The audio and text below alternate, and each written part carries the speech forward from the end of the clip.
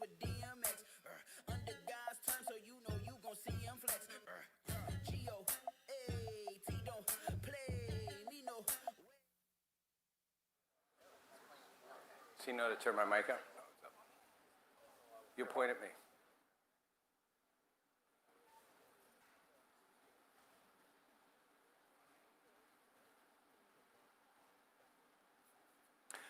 Hey everybody, welcome to Rob Nelson Live. I'm in Jacksonville, Florida. Think about what's just happened. Another shooting, this time in Philadelphia, more protests, riots, disruption, violence, an election about to happen, the country's ripping apart at the seams. What would happen if you brought together a group of people from a community? You know, people who represent the police, people who represent Black Lives Matter, activists, community organizers, worship leaders, business leaders, rich people, poor people, black and white, and had a dialogue. Not a fight, but a conversation. That's what we're doing here tonight in Jacksonville, and we're streaming it to all of you on every social platform, wherever you are. It's Rob Nelson Live.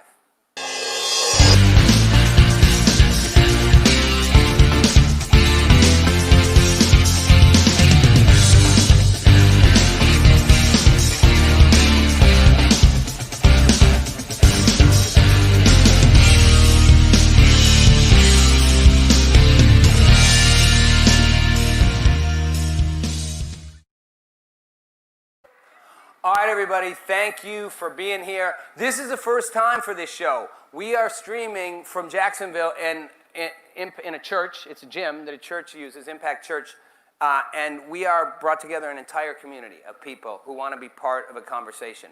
So unlike normally, I'm not just going to be like talking to you guys out there. We're going to have an entire conversation and dialogue. So we're going to be talking to you, but we're also talking among each other. So I want you all, invite you in to our town hall, because wherever you are, whatever town you're in, whatever city you're in, whatever place you live, whatever we're talking about affects you. Whether it literally affects you or not, whether it's in your exact neighborhood or not, it affects you. You can't wake up in America and not be affected by the stuff that's been going on. And you can turn your TV off, you can say I'm not going to watch, you can shut the devices down, you can check out a social, you can stop watching CNN or Fox, you can literally turn everything off. It still affects you. It affects what happens in the world around you. It affects your future. It affects your kids' future if you have a family. It affects your communities. It affects your property values. It literally affects the fabric of an entire nation. So we're trying to do something.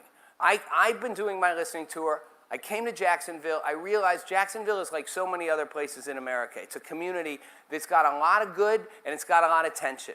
I come from a city called Milwaukee. It's very much like Jacksonville. The tensions between black and white go back. They go deep. And sometimes that just never goes away.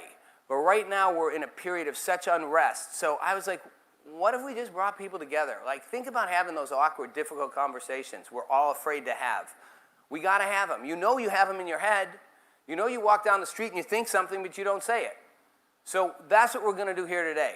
And everybody here, thank you for being part of this. Thanks for all coming to be part of this. Each of you represents a different part of voice in this community. And look, it's tricky times. It's COVID. I get it. I appreciate those of you who made it out and were willing to come out and be part of a dialogue. And a lot of other people wanted to be here, couldn't. Some didn't want to because of COVID. We're doing our best to social distance, mask. We'll have more people coming in. I see them coming at the door. They can fill up seats behind. And we'll pull more seats out as people come in. So some guys in our crew be ready to set those seats up. But this is just going to be an active dialogue, knowing, in fact, that people are watching other places and engaging with that dialogue with us. So it's important that they can all be part of it, too. So I want to just start with the obvious, with like the elephant in the room, which is Philadelphia.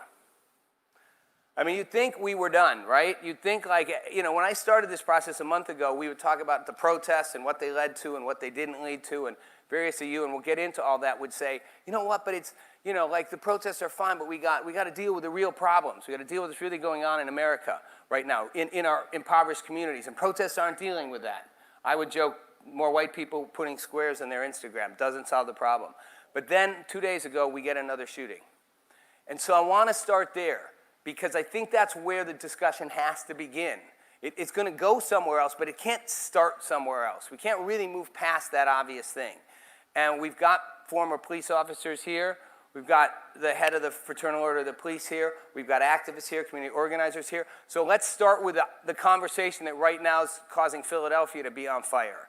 And I want to start with that, and then we're going to move past it. This isn't an hour and a half to talk about police reform and police brutality and racism around police issues. But we're going to start there, and then we're going to move to the bigger conversation about what needs to happen if you want to really make a difference. Because that's a part of it, but there's a lot more than just that if you really want to deal with what's impacting a community. Does that make sense to everybody? Everybody can talk in this. I got a mic. We got people with mics that'll take it to you if you want to talk, and we got a stand-up mic here. So anybody who wants to get in it, you just raise your hand and be like, I'm going to come to people, but you start talking. So if I pick you up over here, if I go over here to this guy and start talking, you over there want to get in on it, you just start in. We'll get a mic over to you. So everyone in the room can be part of one conversation. Don't hold back. I mean, I want us to be civil, but don't hold back. Like, dive in. Like, make it real. The fact that we have cameras and stuff, try to put that out of your head. Let's make this a real conversation. So I want to start by showing 2 disturbing videos for 2 different reasons, one at a time. And we're going to start there. So everybody knows what happened in Philadelphia, right? Well, if you were paying attention, another shooting, right? And no matter how you look at it, it's unpleasant to watch. Whatever you think, it's painful to watch. Kyle, can we play this is someone's cell phone footage. Some of you have already seen this. And I'll warn you, it's a little disturbing. So if the little kids or whatever, if you don't want them to watch it, you know. But the sad truth is, they probably see it because it's on social. Let's play the video, Kyle. This is someone's cell phone footage of Walter Wallace 2 days ago in Philadelphia.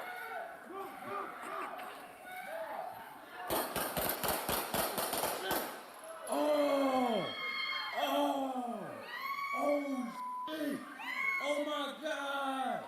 Oh my God! Bro, they just killed him in front of me. Yo! Yo! Y'all had to give him that lead shot. Y'all had to give him that lead shot. Okay.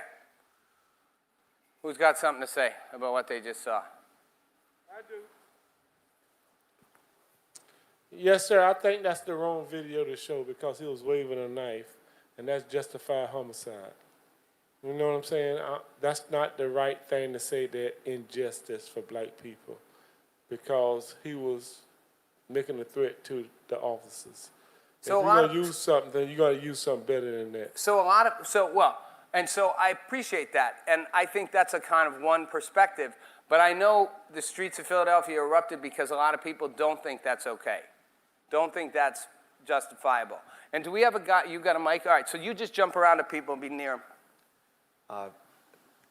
With that particular scene, as the gentleman just said, we understand that the individual, and all the facts are not in, but based on what we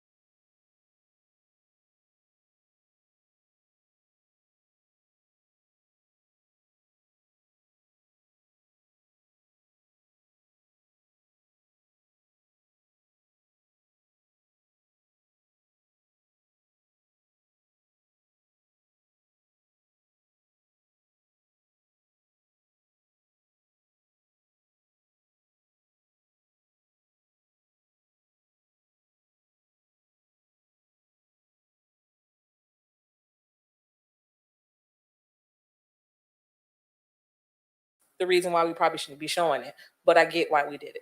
Yeah, and I'm showing it, but it's, again, because you can't hide the elephant in the room. Philadelphia is on fire right now. 30 cops have been injured. There's riots in the street. Clearly, people do not think it was justifiable. At least a lot of people don't. And we've had wave after wave of this. So part of the issue gets to is this, and I want to get to some of the police officers in the room. Go ahead, Kim. Go ahead. Kim's a former. By the way, let people know who you are, because people here may know, but people outside don't. So I happen to know Kim. Kim is a Kim former. Bonner. I'm a retired police officer here in Jacksonville. Did 26 years with the sheriff's office, and I'm a black man. Looking at that video is justified because, and education is a big part of educating the community on why police officers do what we do a lot of times is a big part of the healing process. We're trained that if a person has a knife and they're 21 feet away from us, they can cause great bodily harm to us. That's why they used the weapons the way they did. I understand the guy had mental issues. As an officer, what do you want us to do? Just walk away from it and let him keep yielding the knife at people?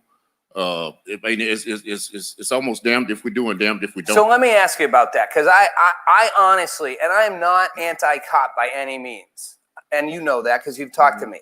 I watched that and I was like, and I'm being honest, I was like, why did you shoot him? Like, why did you shoot him 10 times? Like, it get viscerally for me. I was, and I get they didn't want to shoot him. I get they're backing up as fast as they can. Right. But I'm like, they're scared. They know they don't want this to go the wrong way. And then it's like boom, boom, boom, boom, boom, boom, boom, boom, boom, boom, boom. And I'm going, couldn't you shoot him once and see if he stops? If you look at that video again, I agree with what Sporty said. That's probably not the best example. There are some real videos out there that shouldn't have, where black people shouldn't have been killed. This one is a justifiable one. But I'm this saying one is justifiable. I agree with what Sporty said on that. But to answer your question, let me answer this question real quick. You said, why did they shoot him so many times? We're trained to shoot till the threat is eliminated. If you watch that video, once he fell to the ground, they stopped shooting. So you're trained to shoot. We can't shoot the wound. Well, once he you know fell how to the hard ground, it is to shoot dead. somebody in their arm or their leg, where they're approaching, where they're running towards you. This ain't TV. But isn't real that life. what does anybody other than me think that you wonder why? Did you let me in a second? Did you wonder why? I'm not trying to start a fight here. I'm trying to, because my head goes, why can't you shoot him in the leg? Sure. My name is Tavares Barnes. I'm a former NFL player. I'm an activist now at the Black Agenda Agency. I just feel like I feel what you're saying, but at the same time, he could have been tased. He has a knife. You get what I'm saying? He could have been tased, man. I don't believe he had to use deadly force if a man has a knife, sir. I just don't believe that. We're not trained to tase somebody with a deadly weapon like that. Okay, so this is my question. In that same scenario, I just saw a video where a guy with a hockey stick walked up to a police car and knocked the window out with a hockey stick at a policeman. So my issue with it, okay, I understand the justifiable part, but how come it's only justifiable when he black? Is my question. Well, so now that's where I think that this is the beginning of I'm getting to you, Sporty. This is the beginning of where I think the difficult, awkward conversation comes. And I know it takes a second to get there, but that's the reality. The reality is that people feel, especially black people, tell me if I'm wrong, that why is it only when you're black that people do this? And I know you're going to maybe say it's not. I want to get to you, Steve, in a second. I'm letting you listen. But that's where the real anger comes out. You just said it. It's justifiable, but how come it's only justifiable when it's black?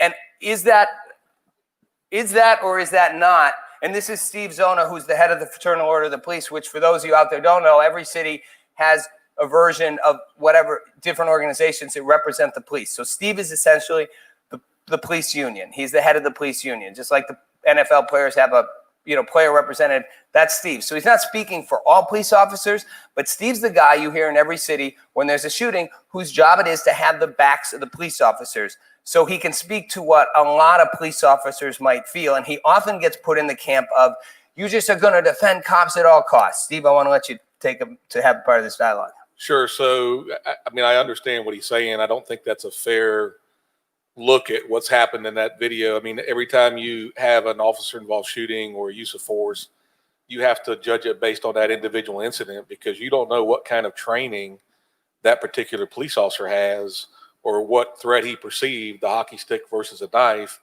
And Kim hit on it earlier. Studies have shown, science shows that if you're within 21 feet of a person and you have a knife out, that person will cut you before you can shoot them. There's nothing you can do to stop them. What's your name? Anthony Smith. Anthony Smith is saying, what Anthony's saying is, that's fine, but it's only when it's a black guy. When it's a white guy, that doesn't happen. I don't think that's true. I think there's plenty of cases all around the country where white people get shot with a knife or white people get shot with a gun. And what did you say? And it don't make the news because it's not newsworthy. Right now, the climate is white officers killing black, and I'm a black guy, so keep that in mind. I'm not a sellout. But some people are going to look and say you are if you're defending I don't care if cops. they do or not. I mean, I'm gonna be transparent and speak what I got to say. But I welcome their conversation. We can talk about it. That's the main thing. We need to talk about it. But the big thing is a white officer shoots and kills a white guy with a knife. I sent you a video where an white officer shot a white lady with a knife, came out yelling a knife at him. They shot her and killed her. That didn't make the news like this made the news. There's nobody rioting because of that. So it happens. It does happen. I'm just being real. It happens. White officers shoot white people too. But when they shoot a black person, it makes the news. And some of them need to be brought out and those officers need to be dealt with, but not all of them. Are you shaking your head over here? Was that a shaking head? Of course, because the numbers. We all know. Everybody knows what the numbers are. Everybody knows majority, minority in there. So it's going to happen.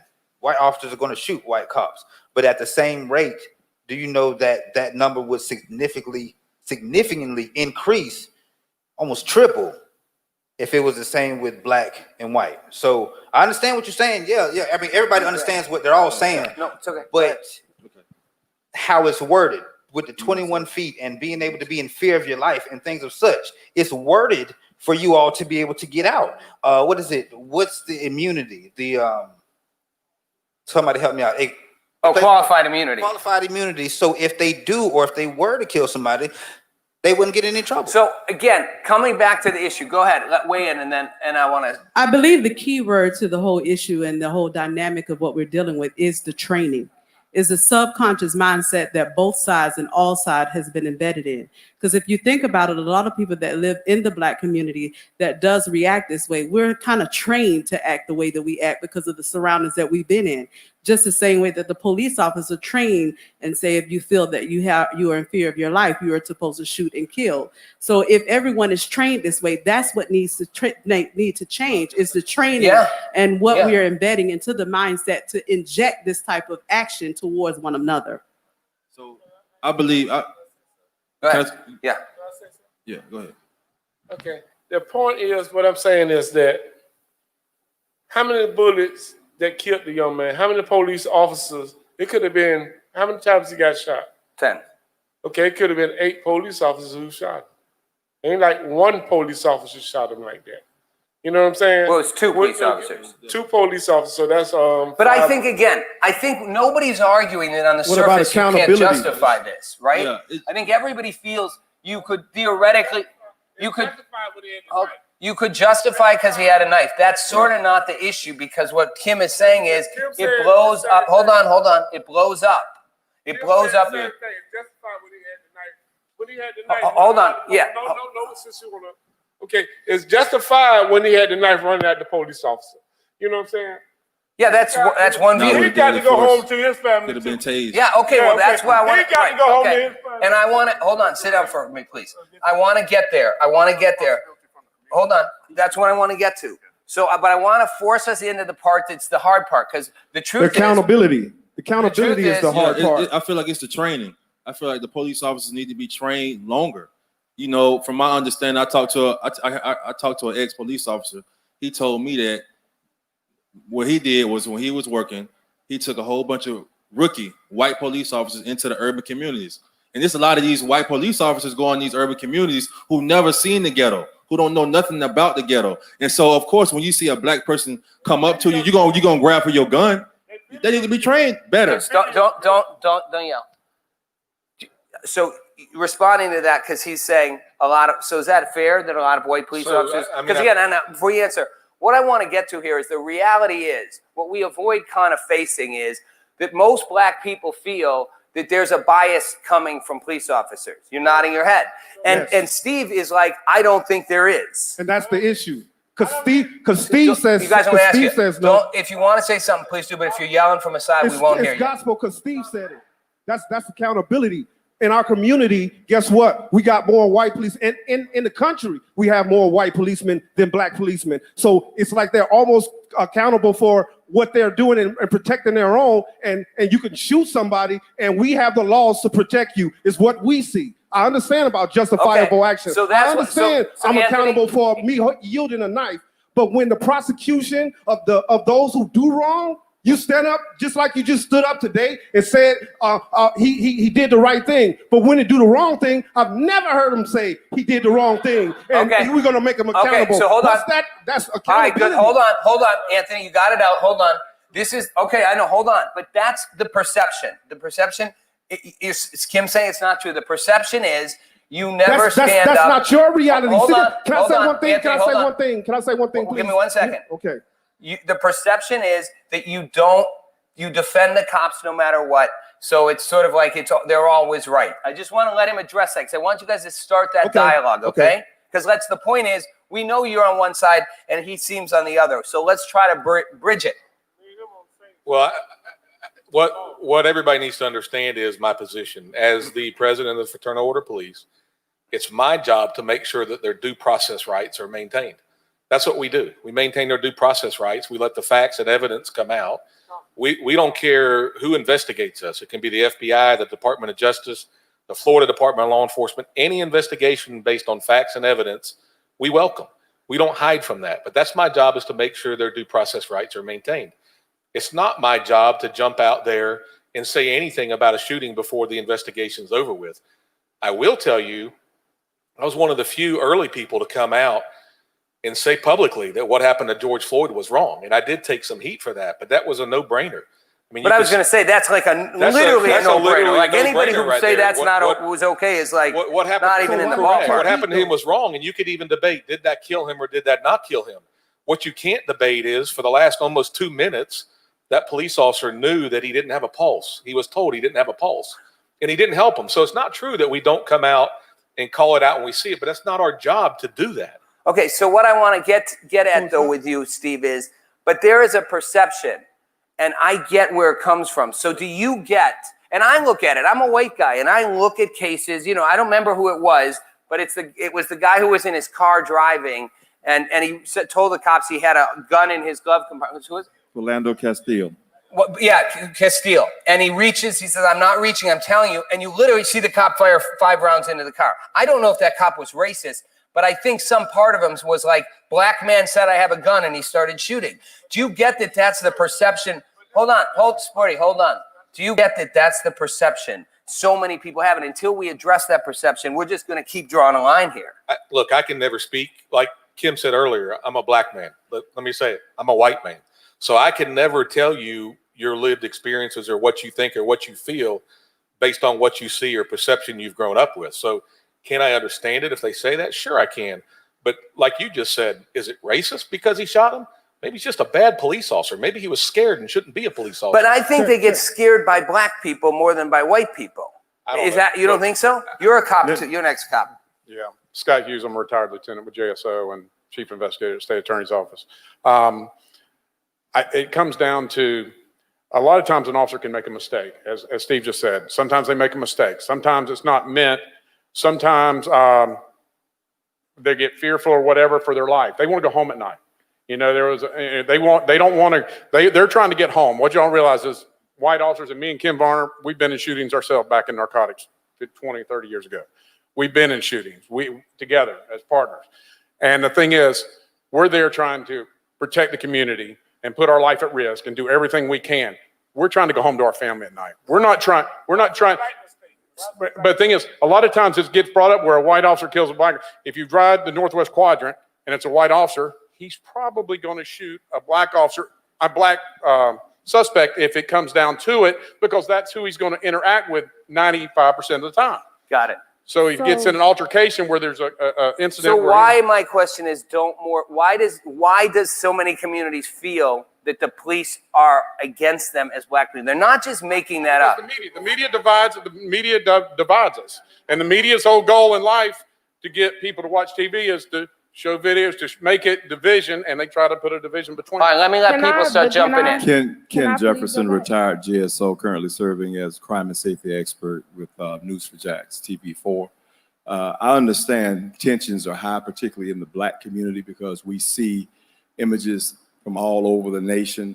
We see injustices in the correctional system where the sentences are not impartial, they're unequal when it comes to African Americans. Back to this video. When I saw that video, and I'm going to address hopefully everybody's concern when it comes to training, when it comes to non-lethal force, when it comes to lethal force. Police officers are not trained to meet lethal force with non-lethal force. Thus, you don't pull your taser out when someone can kill you with a knife. That's not going to happen. So let me interrupt you for a second, because I think that's part of the problem. Because as citizens, we don't understand that. And I don't know if we should. I mean, I'm not sure we should understand. I get the logic of that. But if I go in a bar and some guy picks up a bottle and tosses it at me, and I pull out a gun and shoot him, I'm going to go to jail. And they're not going to be like, it's okay, because he threw a bottle at me. Now, technically, the law might in some ways protect me, but I think as people, stop jumping out. As people, we can bring a mic to you. As people, we are like, why can't you measure that? I get it, but it's like, it's bring a gun to a knife fight. So I understand the logic, but I think most people, you guys are trained police officers. Most people were nodding their heads. It doesn't make sense to us that you're doing that. Can I please? My name is Don Jackson. I own Right Path Behavioral Health Service, a mental health agency here in Jacksonville.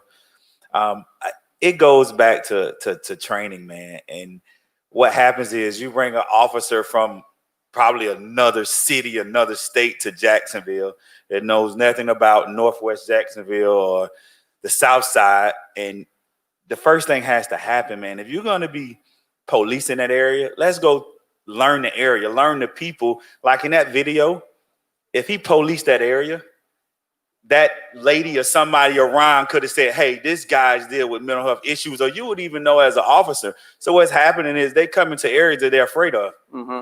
They're afraid of the area. They're afraid of the people. They don't know the people. They don't feel comfortable. So the first thing you do, because you're so scared, is you shoot. So is that... I just want to go back to what the police officer said, the president over here. When you were speaking about due process for the police officers, why didn't that young man deserve due process? Why are your police officers judge, jury, and executioner? Why didn't he deserve to go home to his family? Look, I'll answer two questions. And the gentleman there said he was part of a mental health facility here in Jacksonville. And that's really the root problem with this incident and a lot of other incidents that we've been involved in Jacksonville and elsewhere is law enforcement's expected to handle the mental health issues in the city. We're the largest mental health provider in the city of Jacksonville. We're not trained for that. But why aren't you trained for that? You can't train police officers to be mental health providers. You can't do that. You need more time to train them. Y'all are taking like hang on, let me go back to hold on. Let me go back to the other issue. It doesn't matter if you have mental health issues or not. If you come at a police officer with a knife and they're backing away from you, there is nothing that says we deserve to be cut, we deserve to be killed, we should be cut or killed, or we should have a different way to do it. We deserve to be able to defend ourselves from that individual, whether they have mental health issues or not. I'm not putting it this way. He has mental health issues, and he may or may not have known what he was doing, but he made that conscious decision to do that, or whatever decision to do that. And but if he didn't know what he was doing, then it wasn't a conscious decision. Those police officers don't deserve to be cut because he didn't know what he was doing. They don't deserve that, but they need better training. They need longer training. All right, hold on. I want to keep this going. I want you to say a little louder so we can hear you. How old are you? 17. Okay, so this is where this gets real. And I know you want to say something. Just a lot, going on here. She's 17. She's the next generation. Whether we like it or not, the world she sees is a world in which white cops are not fair to black people. Can you hear me? And either it's true or it's not true. But if it's not true, she's got to understand why you're so when you say it's not my job to do that, she's going, well, whose job is it? Because this guy shouldn't have died. I think we can all agree a guy high on like manic depressive, whatever, running around with a knife, ideally you would not kill him. You would somehow get him restrained, get him down, and get him to a psychiatric ward. Fair enough? No. My thing is where's the accountability come from? I mean, both sides need to be accountable. If somebody said that if you ride that area, you get familiar with the people in the neighborhood. Well, the people in the neighborhood should have been familiar with him, and they should have calmed him down. You know, it's not always His mama a police was right problem. there trying to help him. She tried to save her baby. The guy steady closing in, chasing the officers with the knife. I mean, the video shows it. I'm like I say, I live in the hood. You know, I'm not being pro police right now because I was a police officer. I'm just being real. And that's the facts. The people in the neighborhood got to have accountability. Okay, so I want to address that, and I want to move toward that. Do you understand the side of the how a police officer feels that they're scared to go home? Do you get that? I mean, this is a black police officer saying that. I understand very much that you want to go home to your family, but where I feel like the problem starts with the training. You're letting these people in. You're not teaching them about implicit bias. Nobody cares about that. Why does nobody care about that? Had they not been so scared of him as a black man, I feel like there would have been a lot less lethal force involved. And even with the lethal force, if you have to use force at all, what happened to rubber bullets? Okay, so all right, and we're gonna switch gears in a second, but I'll get over to you in a second, Tony. This is again, like my goal here is to have us actually listening to each other. So Steve, I hope you're hearing the point that she's getting at is, you know, I know you want to go home to your family. I get that, right? But then she's like, why isn't there a better outcome? Is that sort of what you're trying to say? Why didn't he go home also? So, and you're going to say, well, he was crazy coming at her with a knife. But the reality is, I'm saying we're not going to get anywhere if we just say we were right, you were wrong, because it's not that black and white. Clearly, there's justifiable shooting in someone coming at you with a knife. They're probably going to get cleared if this goes to court. They were justified. But the fact that they're justified doesn't change the fact that how many people feel, why does this keep happening to black people in, you know, where they seem to be shot when they're not posing, they're not shooting at you. And that's what I'm saying. That's the reality. It's the reality of the perception, right? As the perception. But it goes back to what I said with the media. That's what they're about, is to create division. They put it in the media, and that's where they start causing the issues. It's not really what it is. A lot of hands up. Let me get a couple people. Rob. Hold on. We got Bishop Davis over here, who is a bishop and a black man. So a big part of the problem that causes the tension in the community is that on both sides, as Kim said, we have to take responsibility. So there are times when clearly an officer has used unjust force, and it's obvious to most people.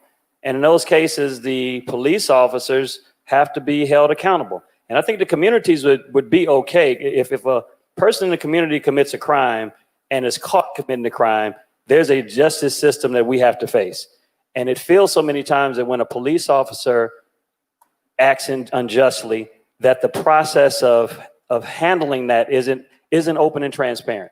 It doesn't feel fair that police officers are the ones, a local police department are the ones who determine if a shooting was justified or not. That's the part from the community that just doesn't feel true transparency. On the other side, in the community, there are sometimes like a video like this where you hate to see this guy have mental issues, you hate to see him lose his life, but if you come at a police officer with a knife and you're close enough to stab or throw it and injure that officer, that's a justified shooting. And when we don't call it that, even as the black community, when you're outraged, if we don't call it that, I feel like we lose the credibility because it seems that every incident is considered unjust. And when police officers aren't held accountable when they legitimately have done wrong, then the police officers lose credibility because you feel like no matter what happens, they won't truly be held accountable. And maybe it is find that balance. So what I want to ask you, and I want to move to some mental health stuff and the community stuff, but hold on. I want to ask you something. Be honest. Some guy, white guy, coming at you with a knife. You're running backwards and he's coming and he's like, I'm going to F you up with this knife. And you got a gun and she's with you. You don't shoot him? Am I a police officer? No, you're you. You don't shoot him. He's coming at you. He's charging at you with a knife. And he's going to stab you or her. You don't shoot him? Be honest. Be honest. And he's crazy in his eyes and he's calling you names. He's like, you N-word, this or that. I'll mess you up. You don't shoot him? To be real, Yeah. I'm gonna shoot him. Right. But- so that's my point. But wait, You're going to but shoot wait, him. but wait, No, I'm not this- trying to make you wrong, but I'm but saying wait, that's this what is the the cops thing. feel like. This man is not a trained police officer. He shouldn't have the same training that police officer should have had. This is a normal man. I on the understand, but what I'm saying is Right, part of this discussion is police officers feel like they're normal people too. That's part of the But dilemma. they're not. When they put on that uniform, they're not. Hey, that's taken out of context, Rob. No, I'm saying I think the final statement to this thing here is what is insulting with what the police officer is being trained is they have the right to go home. They are out there in the street to go home, but it's not important for them to make sure that the people in the community to go home. And that may be where it comes around. Someone said I'm taking it out of context. Hold on. Hold on. I'm not taking it out of context. Hold on. What I'm trying to say is we all act as human beings. And he's being honest how he is as a human being. He's being honest how he is as a human being. I think what she said that's so interesting and powerful is, but at the end of the day, I feel like you aren't concerned with making sure that guy gets home safe. Like that's not a priority to make that person because he's a thug in the hood. I'm sorry, and I agree with you. You're right. Everyone should be held accountable. You know what I'm saying? You're not supposed to go to no one with a knife. But at the same time, it's like, at what point is that wrong? Where are your morals? Where are your morals at? You know what I'm saying? You shoot a man dead when he has a knife. You have a taser. I just don't get that. I don't understand that at all. Yeah. Randy Reeves. I'm an active police officer. I'm the first vice president of our union. I think you brought up a good point here, talking to this gentleman here. It's not just our lives too. If that individual has a knife and he's willing to charge a police officer with a knife, we've seen many videos where officers fail to act and they fail to eliminate a deadly threat when they have the opportunity to. That individual goes and he kills somebody's mother. He kills somebody else down the street. If you're deranged to a point, even if you're having a mental health crisis, you're putting our officers at a terrible position where they have to take a human life. That's not what we want to do. But we have to defend not only ourselves, we have to defend the community as a whole. But the community, this is my point, because I want this to be both sides. The community doesn't feel 100% defended, especially if it's the black community. And as a white guy, I can say I have had more incidents in my life with police officers, and I'm white, where when I resisted in any way what they wanted, it was like they have I'm not knocking you guys, but a lot of cops have a power trip, and it's like, I told you to do it, you do it. And it's sort of like looking at them the wrong way. It's like, boom. And, you know, so I'm just saying there is a feeling that you guys have an extra amount of power, and it's not, and it gets used. Is there any white people in the room that have mental health children? Rob, who have mental health children. Let me address something right quick, Rob. Let me address. I will hold on. Okay, Anthony, go ahead. Let me address something. I just want to address the elephant in the room for black and white people. More times than not, we see white cops occupying black communities and shooting black residents down. What I would like to see us do is move from more of the division conversation to more of a solution conversation. My personal opinion is if you would hire more black individuals that come out of the community to police and help out with situations like this, you would see some of these incidents go down. That's probably true, but do they want to do it? But here's my point. Do the black people want to be cops? How do we know if we don't try? Well, our police force is not trying to recruit, and it's a fair point. It's a great point. I think because there's got to be a middle ground here, right, Steve? Somehow we gotta. People don't think you want to talk about this. People don't. She's shaking her head over there. JJ's shaking her head. So people don't think. So I know that. I know there's been issues over the years with JSO recruiting and everything else, but I know they recruit from historically black colleges in the city, in the state. They actually developed a program here in Jacksonville at Edward Waters College to bypass the requirements to get hired. If you go through this program, you don't need a degree. You don't need to be on a job for a certain time period.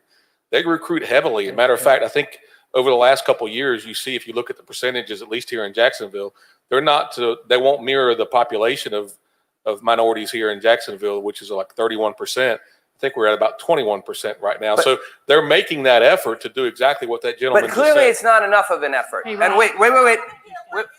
Okay. Hold on. Were you trying to say something? Yes. I'm JJ Dixon. I'm retired from Jacksonville Sheriff's Office, 27 years. I'm currently working at another local law enforcement agency, and I'm also the president of the Black Police Association here in Jacksonville. Yes, there have been some challenges over the years with the hiring of minorities. Yes, there have been some challenges over the year with the completion of the police academy for minorities. And yes, there have been some challenges over the years with African Americans completing the one-year probationary period at the Jacksonville Sheriff's Office. And right now, we are on the downside of the numbers that we need. We do need more African American officers. I don't want to say whose fault it is, but the sheriff's office is responsible for the hiring and retention of all officers. JJ, let me ask you something, and I am seriously going to shift gears because I want to get to the other side of this equation. But hold on. Well, I'll get to you, promise. So I know Steve and JJ, you two do not see eye to eye on everything. You have a cordial relationship, but you don't see eye to eye. So what I want you to say in like not a long time, 30 seconds, what is it you want Steve to hear right now that he might not be hearing? I would like Phil Donahue for a moment. Well, I'm not sure that it's Steve's problem. Steve is the union president. Well, the police, the chief, the sheriff, whoever. Yes, but Steve speaks to, I'm saying, you would want Steve to know that Steve's sphere of influence would listen to Steve more than someone else. That we do need more African American recruits. But I want to say this to the community.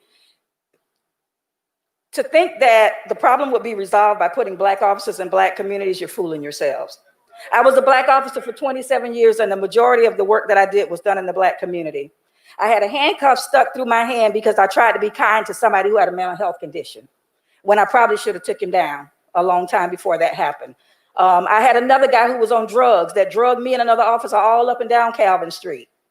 And so the reality of it is, you sit back at home and you watch what's happening on the screen, and you have all these solutions for what should be happening. But until you're in that situation, honestly, you cannot say what you would have done.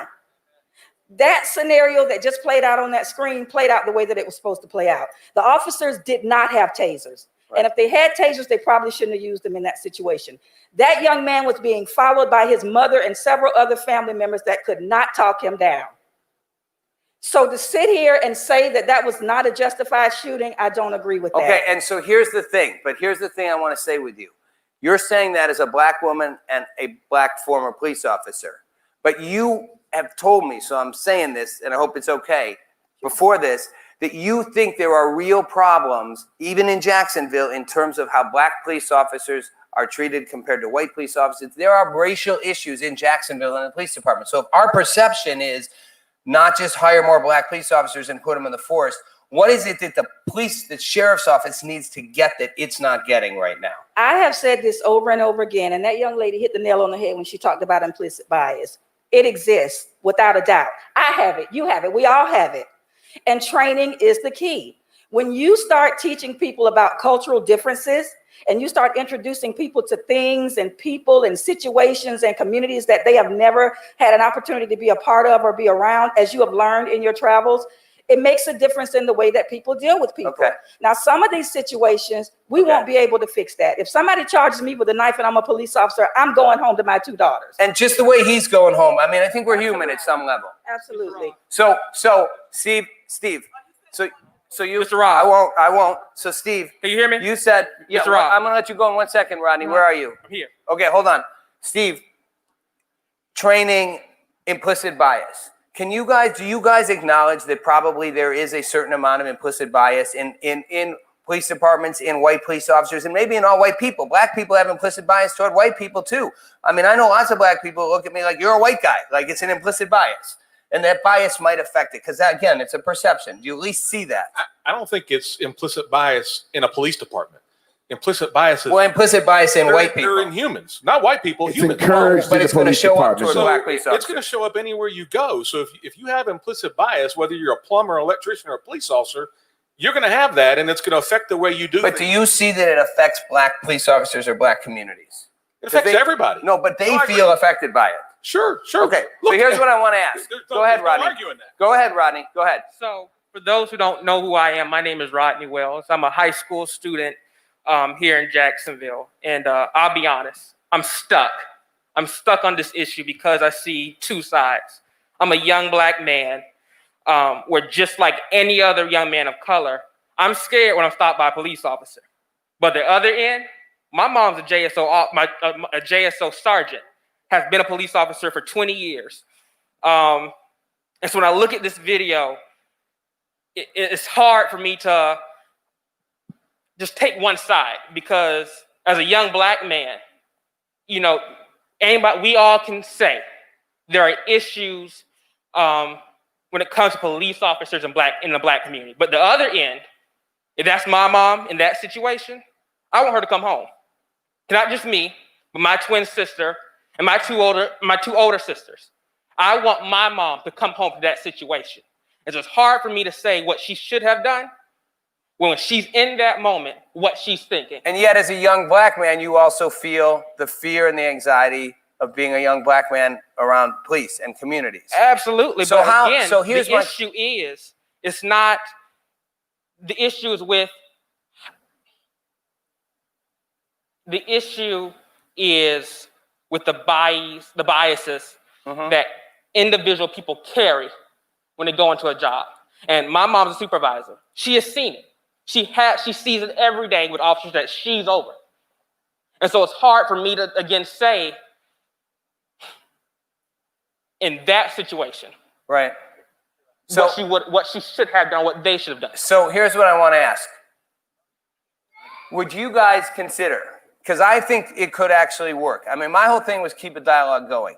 Would you guys consider, as the Fraternal Order of Police, once a month having whatever, people can do it over. You're talking to the wrong people though, Rob. Excuse me. Let me just get in, because I've been trying to talk for a minute. I know. Hold on.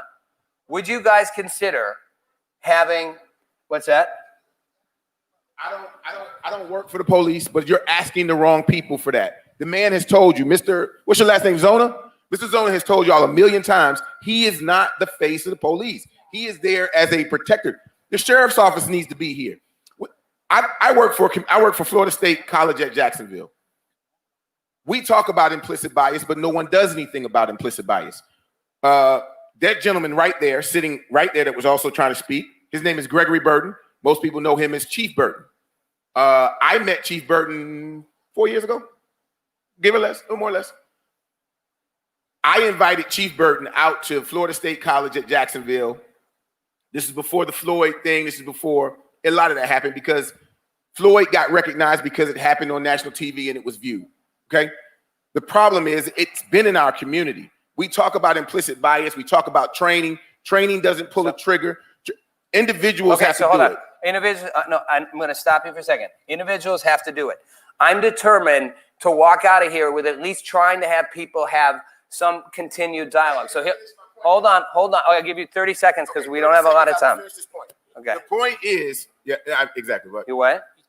It's not a problem. That's so good. Trust me. I'm good. The point Black is and white, that we'll we be can't fine. say, We'll be fine. we can go here all day about what we think is wrong and what we think is wrong, but who's meeting in the middle? Every year, Black History Month, I invite Chief Burton and his officers out to the college, not just for some show, something to put on the TV. What do we have? We have real dialogue. We have full conversations. Okay, that's good. One thing that I appreciate about Chief Burton is he doesn't bring the star officers. Kurt, what campus is that? Oh, that's North Campus. Okay, we need these officers from this. Okay, so that's good, but it's not happening enough. So I'm going to ask it again. It makes sense to me that if white police officers were meeting more often with Black community members and having dialogue, it can't hurt, right? It couldn't hurt to have that happen because you start to know people more. Wouldn't that make sense? I mean, wouldn't it at least in theory make sense? No, I agree. I mean, that's the whole. But we're not do it to actually. No, we don't do it. We don't do it here in town because there's a division. There's saying, a wall. Could we walk out of here and talk about doing it? Absolutely. I would be a part of it, and I know. Having white police officers meet with Black what? But here. Yeah. Well, maybe okay. If you're throwing it out before it happens, I'm saying, how do you know if you don't start? If no one's talking to each other now, you're saying dialogue won't lead to change. So I don't know. Is it leading to change right now? Because we just had months and months of protests and thousands of people, and there's another shooting, and everybody's upset that another Black guy got shot. So clearly, that's not leading to change. So I'm just saying, would it hurt to try to have the dialogue? I mean, it wouldn't hurt to try, Would you be willing to try? I would be willing to Okay, try, well, we but got I people need willing to to see try. I'm gonna action sign behind people what's up being when we're done. discussed. Okay. And I also don't want you to forget to have that man Okay, answer that I question. ain't forgetting him. I'm gonna do it right now, and then I want to show the other video. Okay, go ahead. Yeah, so my youngest son was diagnosed with bipolar at the age of 3. Now, I've seen plenty of anger issues with him over the years. And fortunately, he's been on medication and he's doing fine. But if he had threatened a police officer at any time in his life and something happened, I would hate to lose my son.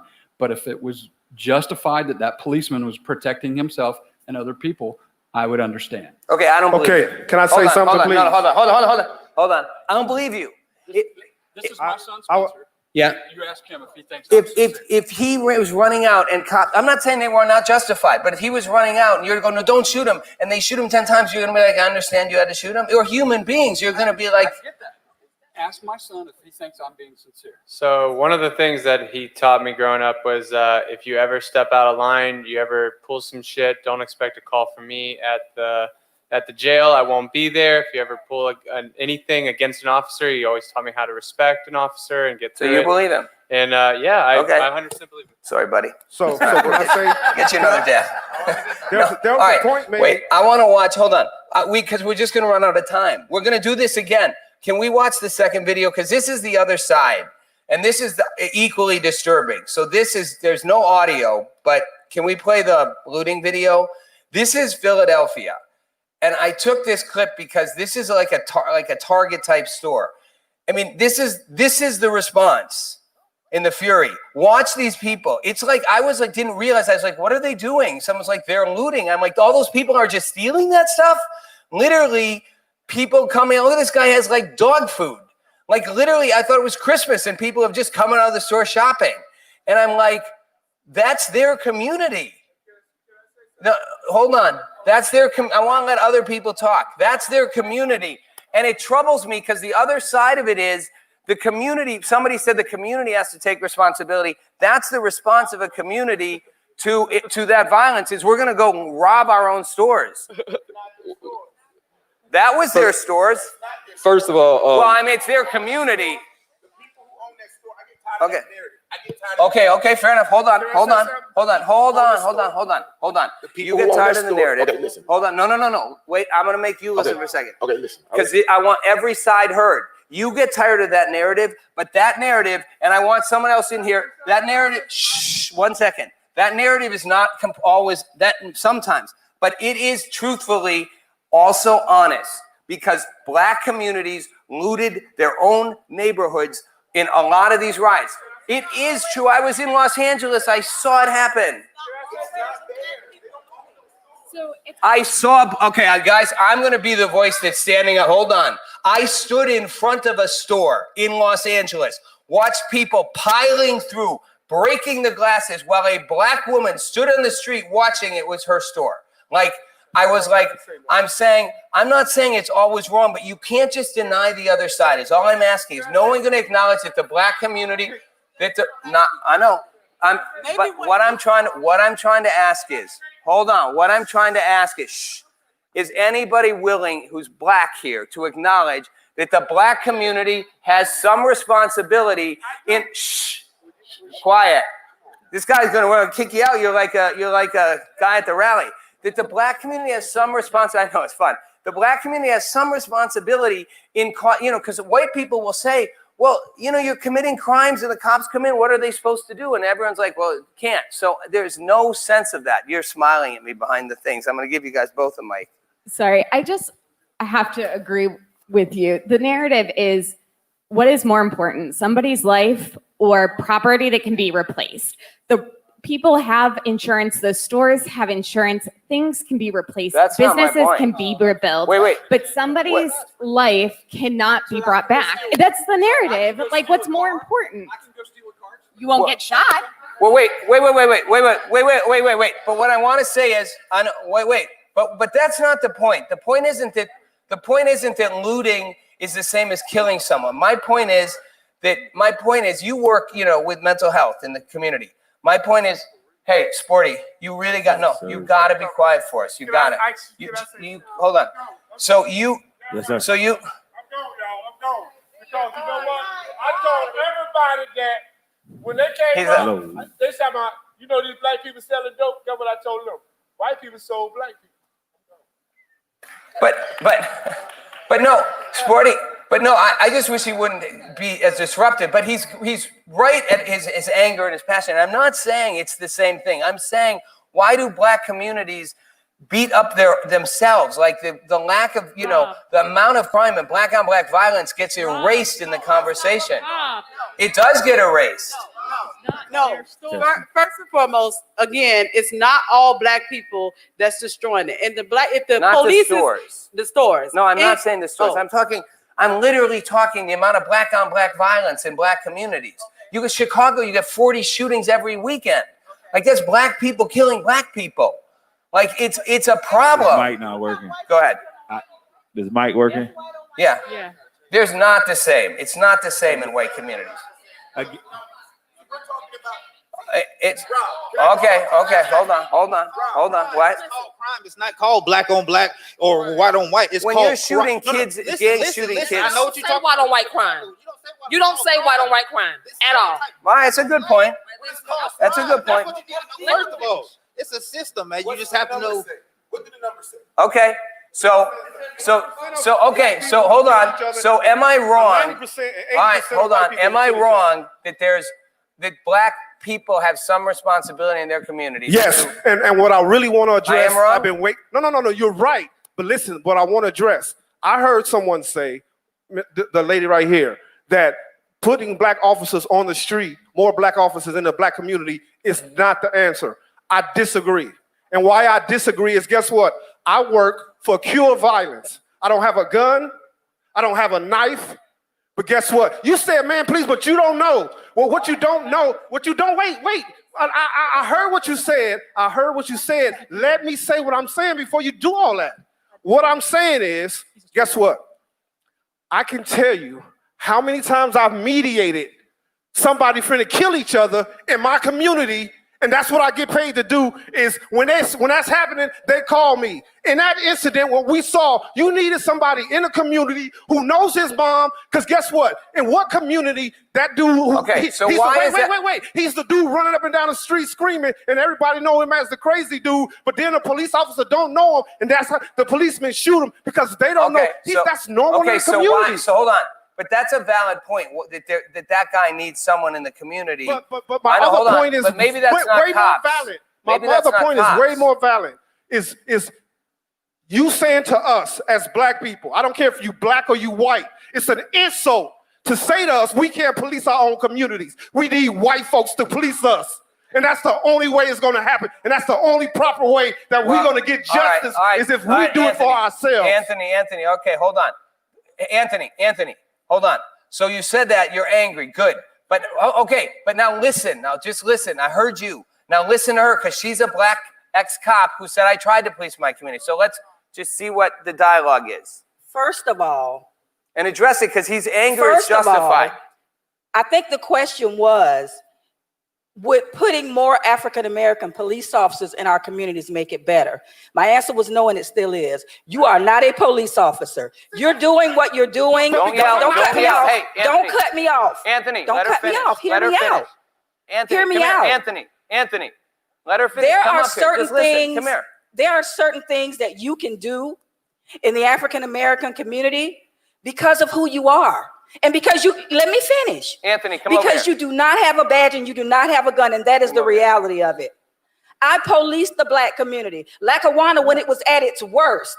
And the crazy dude that was running around in the neighborhood named Tony that everybody was calling crazy knew me well. And he drug my ass all up and down the street. Hold on, listen. So I'm just saying I agree with you to a point.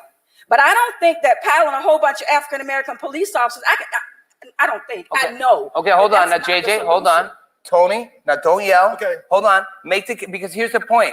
Because his point is, but it can't be a bad thing to actually have black people police their own communities, because otherwise we feel like we're being policed by white people again, and it creates tension.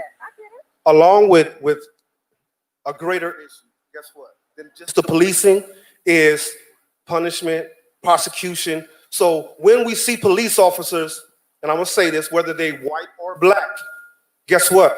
they're the opposition because that system is broken. It ain't about just shooting me. That system is broken. And when the system is broken and it always is advantageous to the other side, then guess what?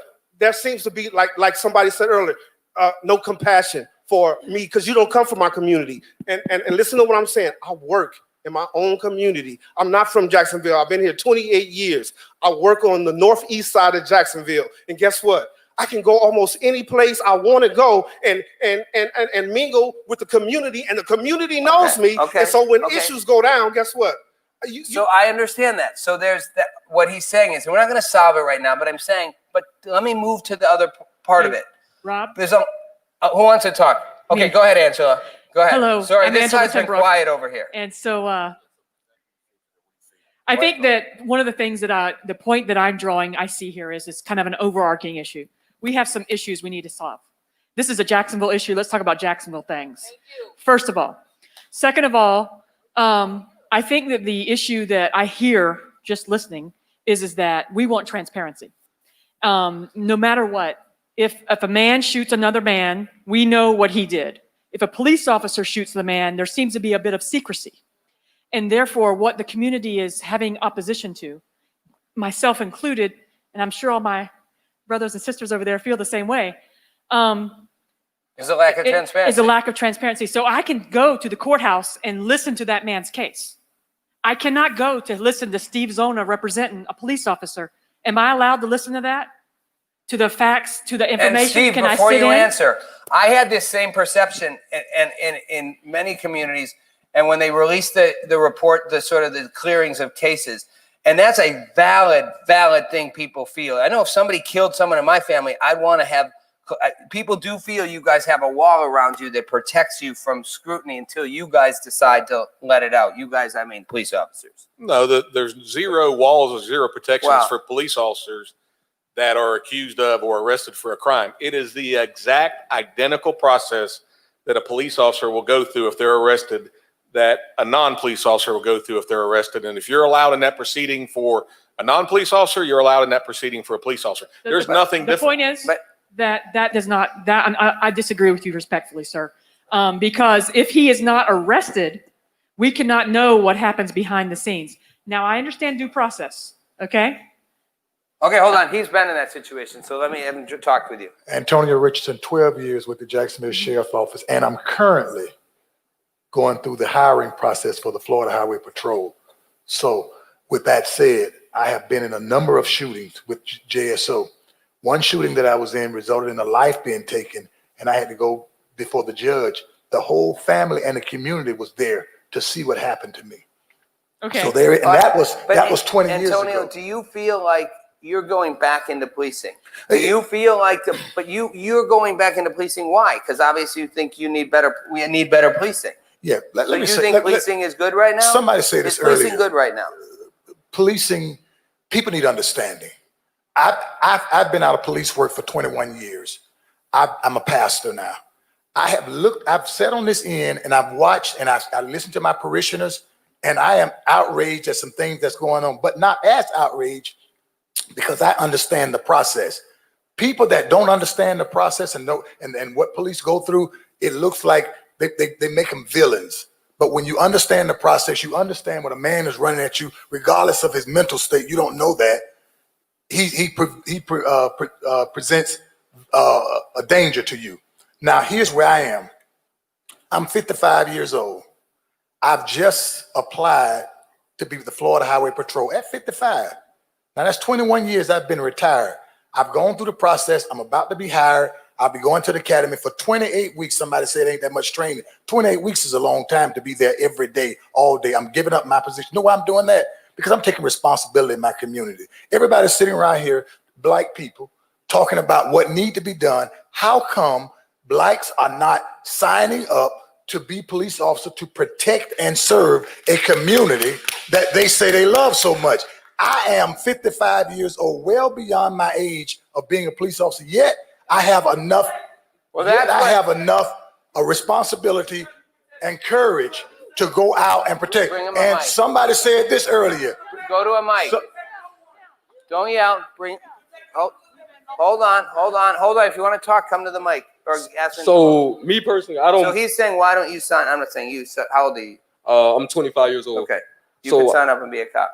You look like you're a lot younger. No. But I don't make a distinction between a white police officer and a black police officer. First of all, the police job is not to protect and serve the people. The job of the police is to protect and serve the interests of the capitalist system. That's exactly what it is. The businesses, the properties, all that is not. It's not. So Well, that's what you think. You think no, cops that's what I know. That's what I know. No, that's an opinion. I'm not saying you're wrong, but it's an opinion. That's an opinion. That's not a fact. It's also a fact that the police, when they started out, they would use the slave patrols to. That's true. To get at black people. That's why there's hold on. That's why there's so much black resistance. people considered at the time, right? Right, but that's property, why, right? Right, but so that's the whole why, thing of I the hear police, the whole premise of the police. What I'm saying is they're here to protect and serve the interests of the property. Hold on. That is why I will. Go ahead. You're right. My bad on that one. I just want to go ahead. So yeah, like I was saying though, we were considered property back then. So that's the whole thing about the police. You know what I'm saying? They're not in our neighborhoods to protect or serve us. They're more like an occupying army in our community. You know what I'm saying? They don't live in a community, and more black police officers is not the answer. You're right about that, because when you have more black police officers, all you're doing is just getting more black lackeys for the system. That's all it is. That's all it is. So you're basically saying you can't have police officers. I mean, I'm not against police. No, but you're saying you're just getting more lackeys for the community. Listen. Like, I'm not against police officers. You need police officers in a civilized community. You know what I'm saying? To make sure everything is straight. But with the way that the police were put in this country from the beginning, you know what I'm saying? This whole system. So how do you change it? Because you want cops. You get community control of the police. You don't get more black faces, black visibility. What does that mean though? When people say community control of the police, who's going to come in when somebody's shooting at you? We protect our own, you know what I'm saying? Okay, but is that going to happen? What do you mean? Yeah. Is that going to happen? Yeah, and it's happened before in this country. You right now think a big city, you're going to people going to come and protect you and it'll only come through organization. That's the problem with our people. We're not organized. Okay. Is that going to happen? Just like what he was saying, listen, McDonald's makes burgers, right? McDonald's does not know anything except, you got extra stuff that it does, but McDonald's is known what? For burgers and fries, right? So if that's what they're known for years, what's going to change, right? You have to disrupt the system. Real quick, at this stage, I feel like it is. At this stage, I'm asking you because I've been standing here respectfully, waiting to speak, and you keep going back to certain people. So I'm asking you. Come over and talk. It's a stage. You come out and because talk. we can do this civilly and we can do it respectfully, and I don't have to yell and scream and walk off and all that stuff right there and stomp. You see what I'm saying? But I really feel like you came to the city and you disrespecting people, black people in this city, because you showed a video that's really irrelevant. It actually sends a false narrative in comparison to all the black men, innocent black men and women who have been murdered, who didn't have a weapon. You come to this city showing something that we all consider with common sense and said, well, it was justifiable because he had a weapon. I'm not showing now, it. Hold on. Go ahead. Now, we're talking about George Floyd. But first thing, I want to say this. I was a part of Cure Violence, and the murder rate has escalated since it's been in the city. That's null and void. Now, what the sister said about putting more black people, black officers in the community, I agree. Because I did 18 years. Now, I walked away, brother, because it's a joke and it's a farce. And I can factually prove that, but I'm not going to debate that with you. I'm not going to debate that with you. I'm going to speak my facts. I'm going to speak the facts. And the facts is this. I did 18 years in federal prison. And the worst, we ain't got to get emotional, man. Anyway, listen. The worst officers were black officers. They treated us worse than the white ones. Now, that's not something, that's a conditioning. You understand? When we go to talking about Uncle Tom, I'm going to give you a history lesson. Uncle Tom wasn't the sellout. The ones who killed Uncle Tom was Sambo and Quimbo. They were the overseers. It's the conditioning. The elephant in the room is this, and nobody wants to speak about it whenever you get a chance. Police don't kill us because we're African American. They don't kill us because we're black. They kill us because they see a nigger. That's what they see. They don't see no value in us. So it's easy to kill something that you don't see no So value how can in. you say You that? understand? Okay, No, so you guys are, hold on. hold on. You're clapping, but you've got. So you're saying No, that no. those black cops are just basically No. overseers. What I'm going to say is this. With all the murder of black men and black officers, it's hurtful to walk in here and see black officers seemingly siding with the white officers and the white establishment. But it's hurtful. So you don't But think what I'm black saying people is, should side with white you people? come here Should never showing a find video. agreement. No, listen to me. You showing a video of black folks looting. This country was built off of white people raping and looting. You see what I'm saying? So let's not show that narrative. Let's not feed that narrative. Don't come here and insult our integrity and our first of all, intelligence. I wasn't insulting you. You but see what I'm second- saying? So we're gonna have a conversation. I wasn't insulting you, but I want Let's have a valid conversation. So let me tell you a why I real showed that video. conversation. I showed that video. Let me explain. It's a really good point. I showed that video for a reason. And No, but hold on. Let me explain why I say showed this that to video. you. No, because I'm a gonna sit lot of down. white people, a lot of white people see the shooting.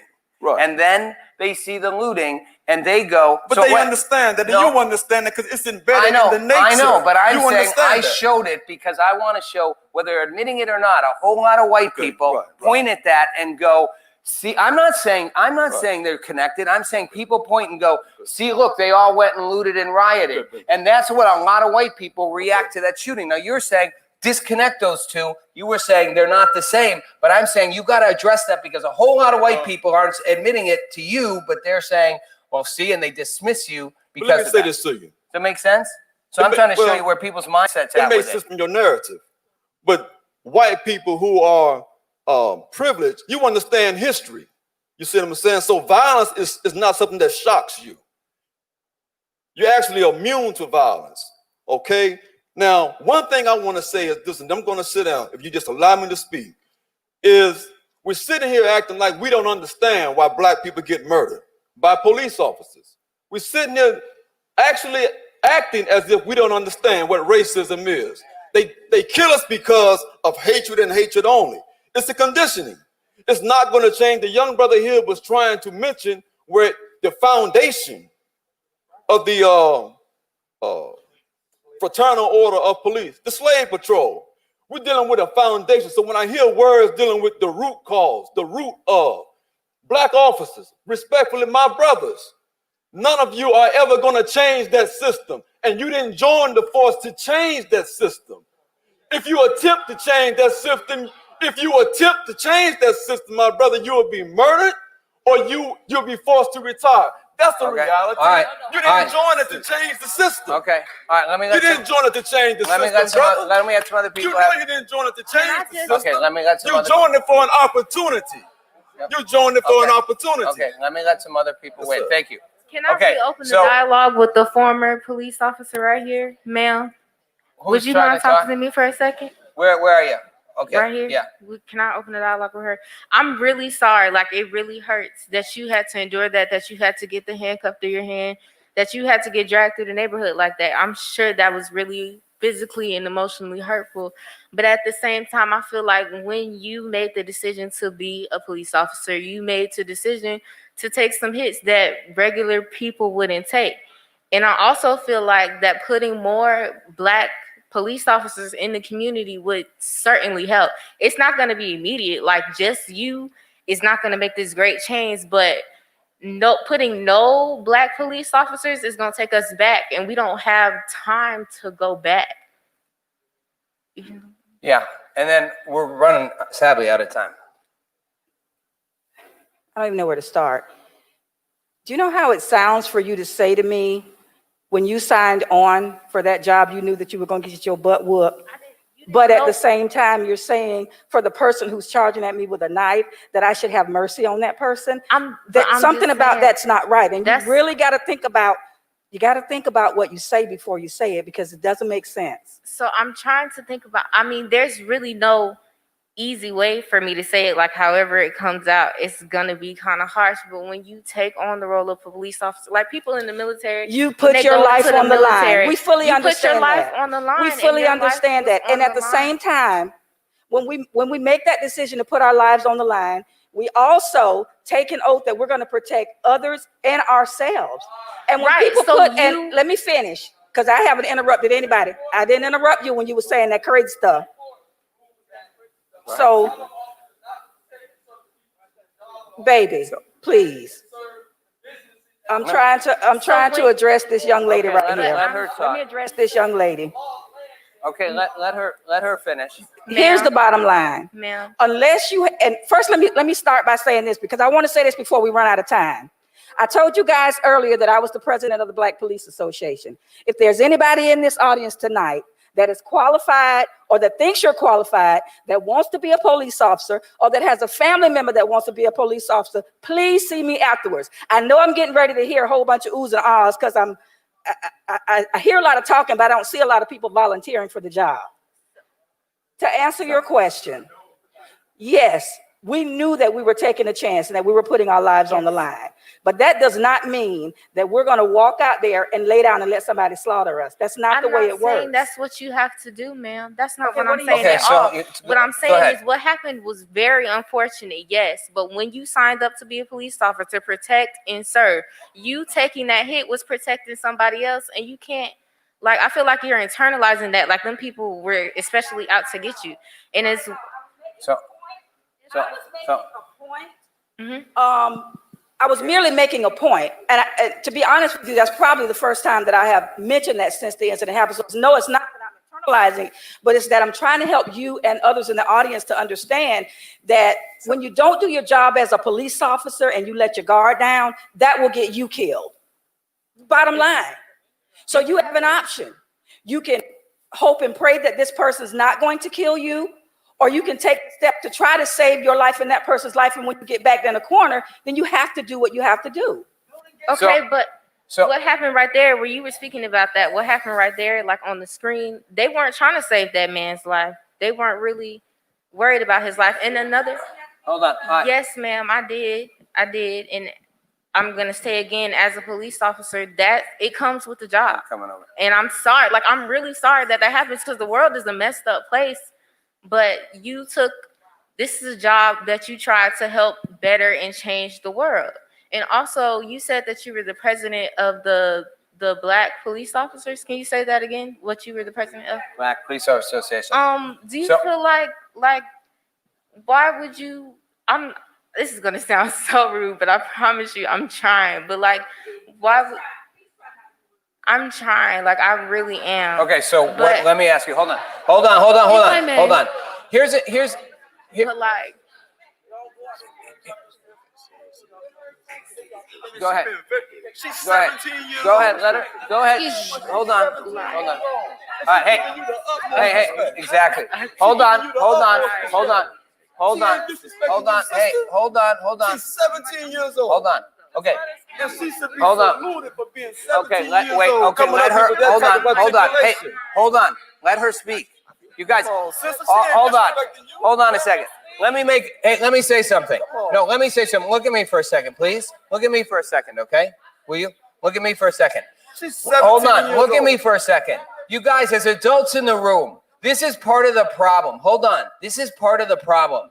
Like, we're so determined to be right. To all of us. I face it too. So he's right but I'm saying, put your defenses down. She's not having an easy time saying this. So we're going to let her say it and just get it out there and just say it how you want to say it. so if you're over the Black police officers in the community, but you don't feel like they're doing anything to make change, then what are you doing over them? Like, what? Okay, wait, JJ, hold on. You don't need to defend it. Her question is, she's simply saying you don't feel the system's changing. That's the problem as you see it. That's not what Okay, so tell me what it is. the system is. I mean, it's in some ways changing, but then it's like one step forward, two steps back, sort of kind of thing. But what I'm saying is, when she was saying that she feels like putting Black police officers in the Black community is not doing anything to help the Black community, but then she wanted to be over. Do you think it would help to have more Black police officers? Yes, it's not going to be immediate, but over time you get comfortable hold with on. people. Okay, so hold on. You're young. You guys are young. Let me let a couple May young I? voices. Hold on. Oh, go ahead. Yes, sir. 17 Deanna. as Yes. well. These are my peers here. I have brought some of my peers here to speak. So thank you for finally allowing me to speak. I think this is a difficult conversation, so I think everybody who has spoken is trying to be as tactful as possible. And my mother, who is present, has taught me to respect adults, so I am trying to be as respectful as possible. But when you're waiting to speak, and this is a difficult conversation for everybody, it is not the easiest. I am 17 years old and the senior class president of Lehigh. I see adults arguing. I heard words like tension, division, just all these arguments, but nobody's talking about bridging that gap and bringing us together. Mr. Rob, as the moderator, you did, but nobody's actually trying to come up with any solutions.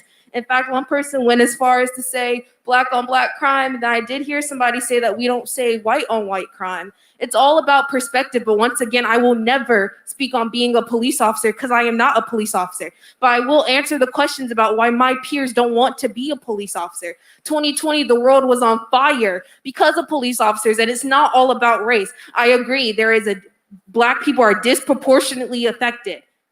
Black people are disproportionately affected. We did not say it's white people, white cops affecting us. We did not say it's specifically black cops. We did say there is a division, there is a divide, there is a gap, whatever you want to call it, in the black community, but that was never blamed on white cops. If anything, I heard it being blamed on all cops. I heard it being said that there is a problem with power, that there was a problem of interpretation, there was a lack of understanding, there was no conversation going on, but here we are trying to have a conversation, and you go off yelling at my friend, who I asked to come here with me to help me communicate the message.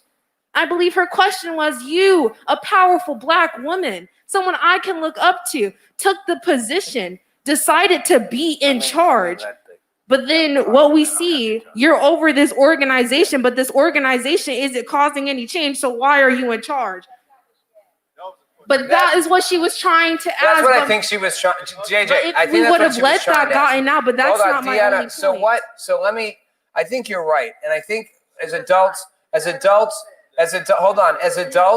we tend to do what you just said. So what I'm going to try to get us all to do for a second is, we've got a bunch of young people. I'll let you go.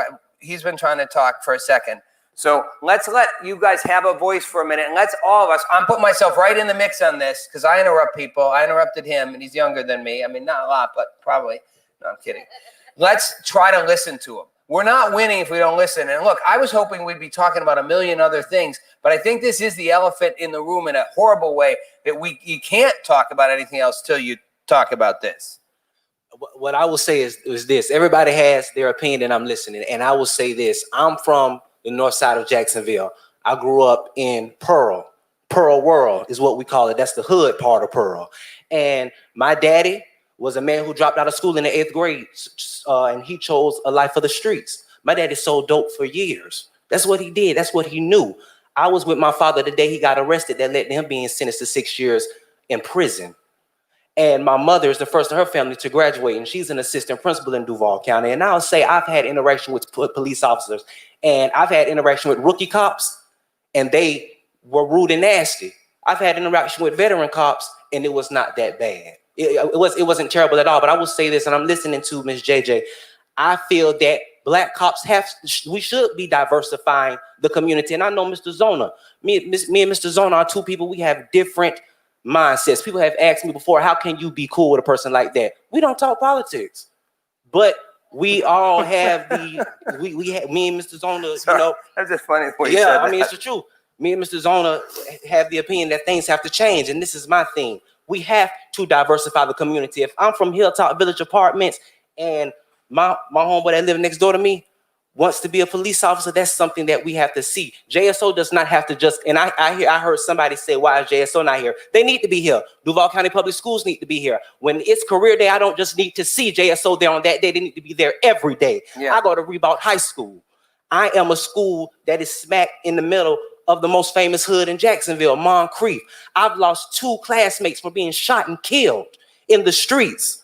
JSO needs to be involved in the schools to showing us that there's better, and that is what they have not done. We just had a current congressman who is the former sheriff of the city of Jacksonville, when the moderator asked him, is there racism in America? He said no.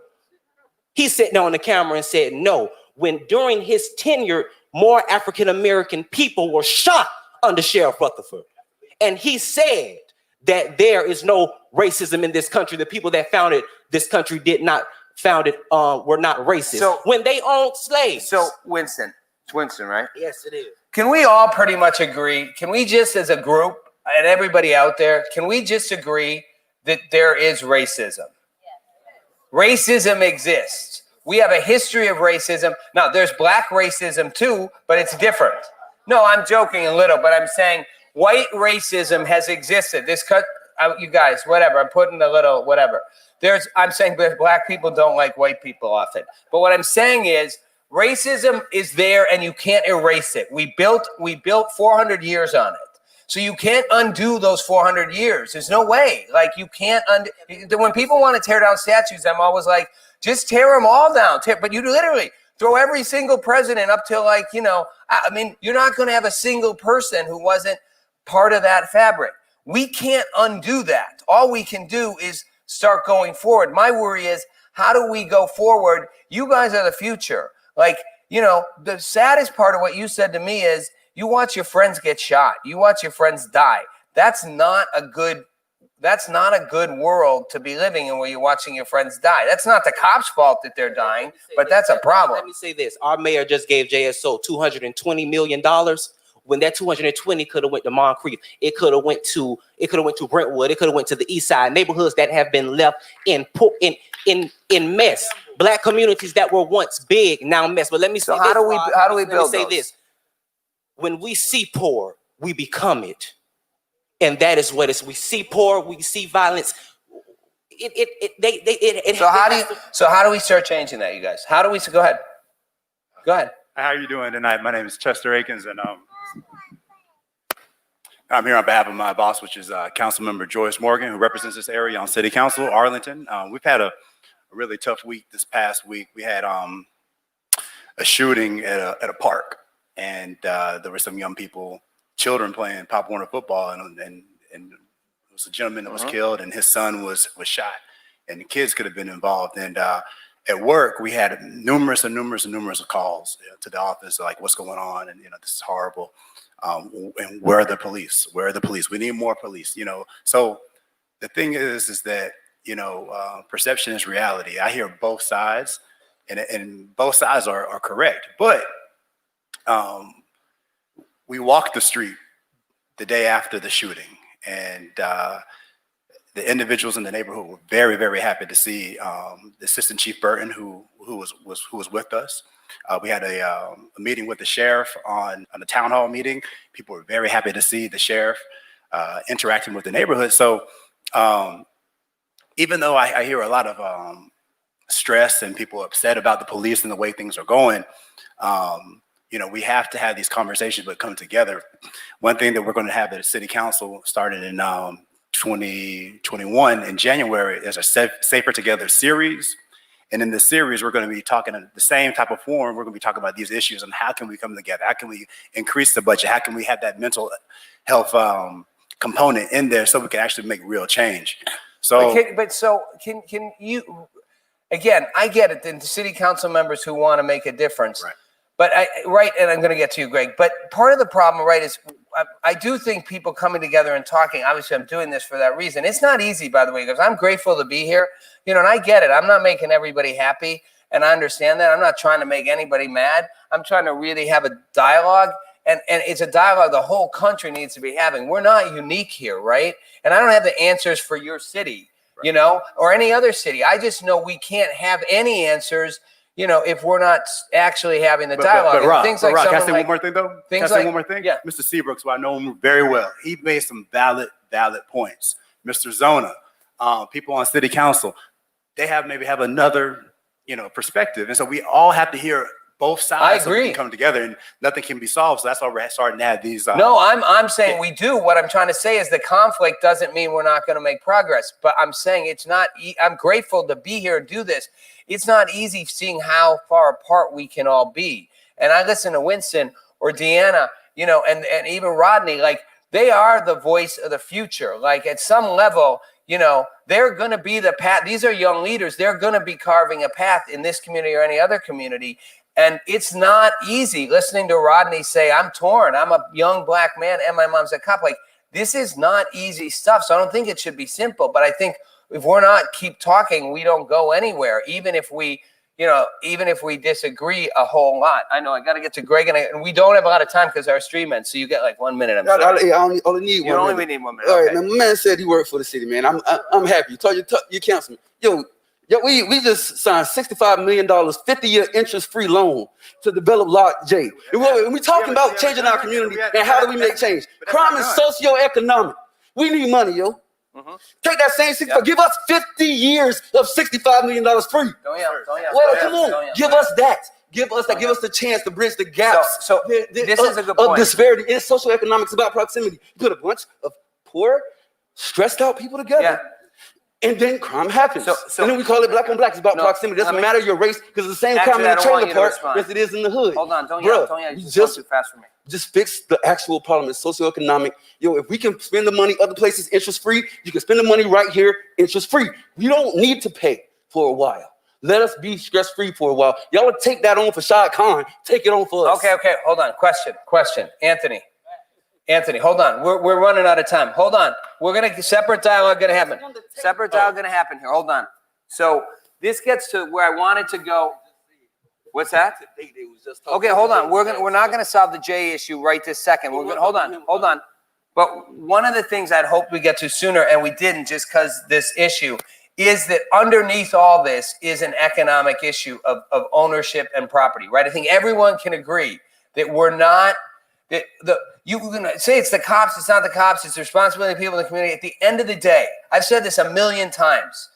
You look at impoverished communities, they lack resources, they lack assets, they lack financial opportunity, they lack job incentives, they have horrible schools, they have broken hospitals, they have a fundamental broken mechanism that keeps breaking, so then people break in it, so people don't pull out of it, so you get more crime, you get less growth, it becomes worse and worse. And if we don't reset that, this problem never ends. And someone like Anthony, I'm going to give you a minute because you go forever, but you have pretty strong opinion on the idea of, don't let's say reparation, but the idea we got to actually create a value investment. Yeah, one of the things that we have to address is we've never addressed slavery. We never addressed Jim Crow in this country. And what it did was maldistribute all of the resources into the hands of the white dominant society. What we're talking about today is a symptom of the flu. The flu and what's causing all of our issues is the inability to control the economics and the politics in our community.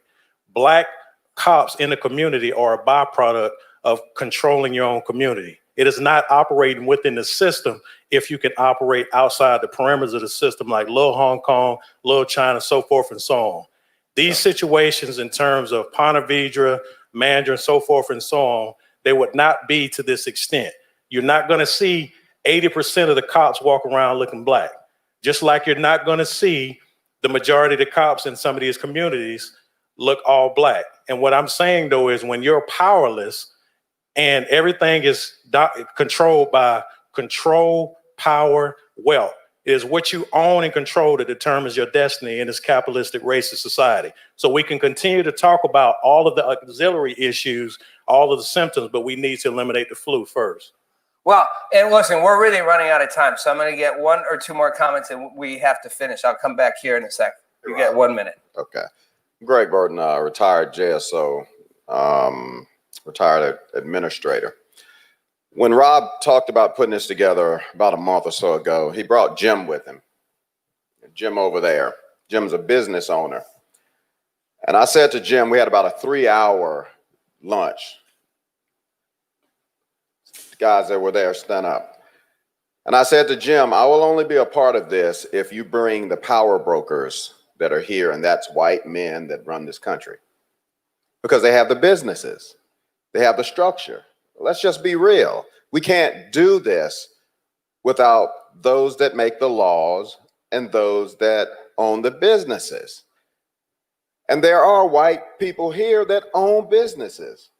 And I know they're blacks, but it's the whites that have the power.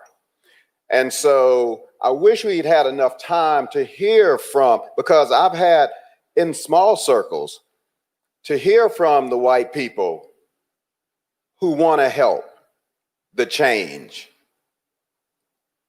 They want to help. We have to figure out how to let them help, because we don't want to just get take.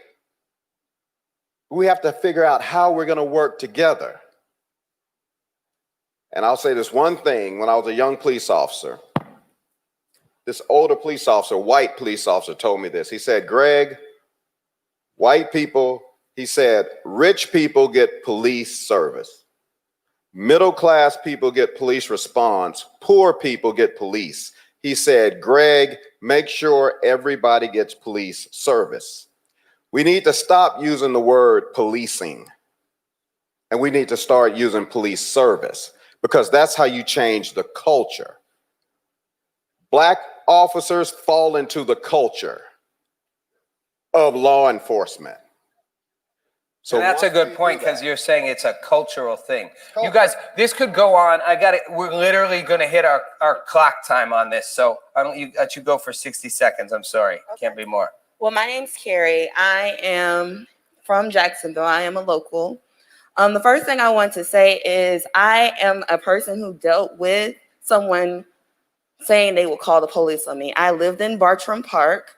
I was painting at the park in my community, painting furniture, and a landlord came up to me and told me that she will call the police on me. I was with 3 young children under the age of 5. She said I was trespassing. Why am I trespassing and dealing with furniture? That makes no sense at all. But what I will say is racism in this city does exist. But unfortunately, there's a lot of cases where we have to leave our community in order to have access to better opportunities. I personally was raised on the South Side. The rest of my family we live on the North Side. But we left in order for me to have better opportunities. I went to Twin Lakes Middle School, Greenfield Elementary. When I went to high school, I decided to go to a high school on Gulf Fair Boulevard.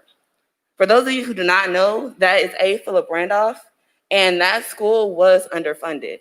There was times where we were not able to take our tests before we wrote down the test question. Was it a mostly black school? It was majority African American. So, and again, I'm not trying to. We're literally going to run out of time, and we have to stop. So, what I want to ask you is, when you look out and listen to this conversation, what do you want? And a lot of people not here watching. What's the simple thing you wish more white people understood? It's not necessarily what more white people should do. I think what we should do as a city to be responsible for our community is make sure we have a proportionate amount of funding. I know from living on the South, funding for testing, funding for job training, the educational system is disproportionately. So how do we make that happen, you guys? How do we make that? Finished. I'm sorry. I'll let you 30 seconds because we have to run our clock. Well, my point is the system is fundamentally disproportionate. So I believe if we do have more funding, we will be able to do more. I know for sure that on the South Side, little girls go to All-Star cheerleading. They go to gymnastics. When I was a young girl, we had rec centers. We had access to go do things. When children do not have anything to do, they typically get in trouble. By the time the police is called and the problems we are speaking about is usually a reactive situation. It's too late at that point. So how do we, I'm interrupting you because we're running out of time. How do we get that funding? And I'm not saying you're going to have an answer right this second, but everybody keeps saying funding. How do we get that funding? What has to change to get the funding? Is it who's in office? Is it who's in office? Is it who's elected? So you need more people like you elected? So are you running for office? Well, no. Well, okay. Well, no, it's more people who think like you. I'm saying, are you running for office? No, I'm not saying in a bad way. I'm saying you got to put the power. People keep saying white people have the power. So it's putting a new power structure in. Rob, 30 seconds. Clock's running out. We're going to have to do this again. Okay. 30 I seconds. did run for office. What's that? I did run for office. Good. But we look at philanthropy based on millionaires. We got to stop looking at philanthropy coming from millionaires, and we got to look at what we can do together through combined interests. You bring what you have and we maximize what you have, and then we make what you have work in kind and match. But I got three things I want to say. One, prior to consolidation, Black people police Black communities. White folks police the entire city of Jacksonville. And Black police officers, according to Reverend Levy Wilcox, were not allowed to handcuff white men. They could only detain them until another white police officer came to escort them downtown to JSO. Okay, you got to Number two, you only get, rules you of engagement. 2 out of 3. Literally, guys, I'm sorry, we are out of time. So you're gonna 30-second point. Put the phone down. Make the point from your heart. Rules of engagement. That's not the point from your heart. What do you really want him to say? What I want to say is rules of engagement. When we have military personnel that cannot shoot first in Afghanistan, you want that for police. If you can't shoot first in other countries, you should not shoot your own people first. Okay, so fair point. No, you guys, I'm sorry. I want to keep going. We have to stop. So, and it's just not enough time. No, we. Okay. Okay. Okay. Okay. So what this shows is that this dialogue is just going to keep going, and it should. It's not going to stop. So what I want to ask is this the kind of thing? I'm serious. Like, I want to figure out how you keep having this. I believe the dialogue can lead to something. It's going to take time, but what's that? You can. So you can keep doing it. Hold on. Hey. November 6th, 2422 North Myrtle Avenue. We're having a conversation that we've had before called Real Talk. Please give a donation to come in. It's not microphones. It's not camera. It's regular people talking about issues. And what he was saying was being culturally competent to your area, to who you're actually doing service to, on top of the fact that police issues be solved with training. Put money towards training, because if you're fearful, why the hell are you a police officer? And when you go into it, it is part of the job, unfortunately. Like, if I do finances, not fuck up numbers, that's a part of my accounting. It's a part of it. Firefighters go in and they know they're going to get burnt. So cops go in and know it's a possibility of being shot. Unfortunately, thank you for your service and get more training. Kim, so this dialogue, okay. And come November 6th. Hold on. No camera. Okay, so listen, you're mad there's a camera here. No, not a camera. Hold on. Friday, I said, is it entertainment? So hold on. Really care? No, so handpick, what's that? Listen, for you to go around and handpick people when people are trying to say something is dictating the narrative. To have a dialogue, take away all of this. We still have to be here and have these conversations. So come and talk to us. Let's have these dialogues, but not only dialogues, resolution. We done talked many a times. And again, like I said Friday, you would never know how it feels to be a Black person, to think that when you go out to die, my son, my father, my nephew, anybody, y'all don't have that issue. So own up to it. You're a police officer, you get paid, do what you know is right. If you know stuff is messed up, let's start to change it. It's the policies, it's the people, it's the procedures, it's everything, and I'm angry. So let me bring it down, because I know y'all don't want to hear angry Black women, to make sure you understand what I'm saying. Well, actually, I do want... It's training, and that's very logical. We're all smart. Let's give more training. If they're trained a certain way and that way is not working, let's retrain. Let's get people involved. There was a stimulation that they had where they kind of showed how officers were, and regular people came in and they got to be an officer. So they got to fear for their life and understand what police officers are going through. Things like that help. Kim, I have to stop because we're out of time. But here, listen, hold on. We can keep talking. Yeah, exactly. And I want to say something to you, Kim, before we end this. I know there's a camera on this. I'm trying my best to get people talking. I know this is passion, personal. I do want to hear an angry Black woman. I don't have all the answers. I'm trying to get a dialogue going, and I want every. We didn't have the cameras, Rob, and I said afterwards, I'm transparent. I'm gonna be me. You are, and I like that. And we talked yesterday on the phone. Hold on. What did I say? I like that. To have a real conversation. I got a line that said, "Come in and let your voice be heard," and then you were not letting them be heard. Well, I did my best. That's all I can do. And that's period. That's all I can do is my best with that. So I'm sorry you feel that way, Kim, but I'm going to talk to you about it after. Yes, I know you will, because we're going to be calling. So what I want you to say is, no, but this is good. I don't mind that. No, I can't. We are out of time, you guys. I'm so sorry. So my commitment is I didn't just come in to do this one time. Kim, I didn't come here to do it one time. I'm not going anywhere. I'm coming back, and I'd like to do it again and have more voices talking. But we have to stop. So everybody, thank you for watching. We're going to keep the conversation going, and thanks for watching Rob Nelson Live. It was a lot. It was a lot going on, but it was a good experiment. I'm glad we did it.